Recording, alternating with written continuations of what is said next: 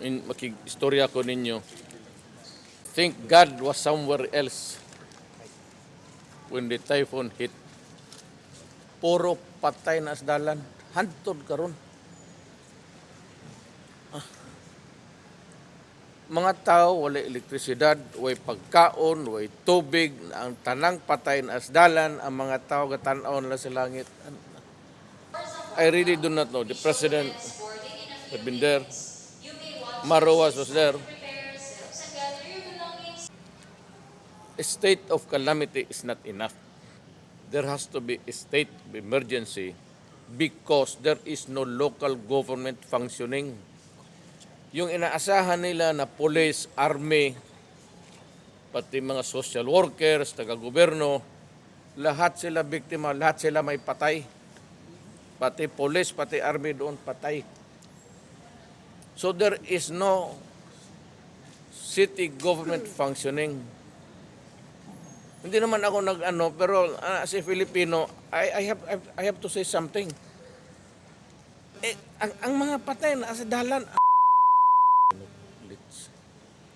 as I said, I do not mean to be, God must have been somewhere else, or He forgot that there is a planet called Earth.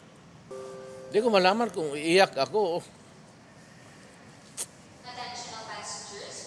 I cannot shout in anger because you cannot be mad at anybody there. Maraming mga taga-Davao na nagbibigay ng pangalan to check. Walang barangay doon, walang gumagalaw. Ang mga tao parang zumbis naglalakad sa daan na humingi ng pagkain. Anak, sabi ko itong buhay na to.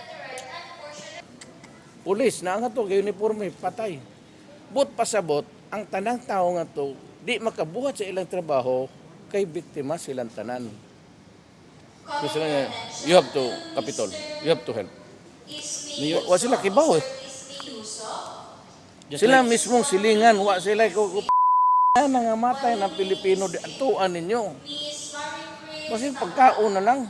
Alam mo na awa ako sa kanila, even if they wanted to retreat and seek shelter, take off sa helicopter, ang Tacloban is a plateau.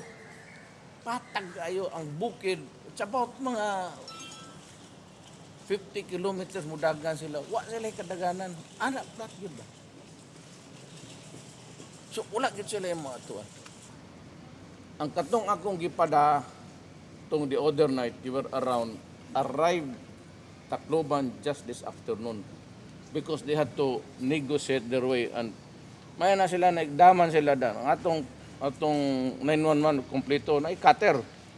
So ikat nila hinay-hinay, nakaabot sila. I think we are the first, but I'm not saying that we are the only one who's helping. Katotong tuang to is only good for about 3 to 4 days. Mubag down to. Mubag down to tungkol sa pagkaon, ang ilang kasilyas, asas po sila, human beings. They have the needs. Walay klarong pagkaon nga to, walay klarong kasilyas o asa. I expect nga on the 3rd or 4th day mo reklamo na to. So ang akong gusto, ang marato nga to, I'm not trying to be funny, guys. Kanang mo handle og patay. Handle og patay. Kadaghang nga to apparently no one is ready to just pick up. God, they are decaying. You must remember Friday, Saturday, Sunday, Monday. So tama gitong akong decision.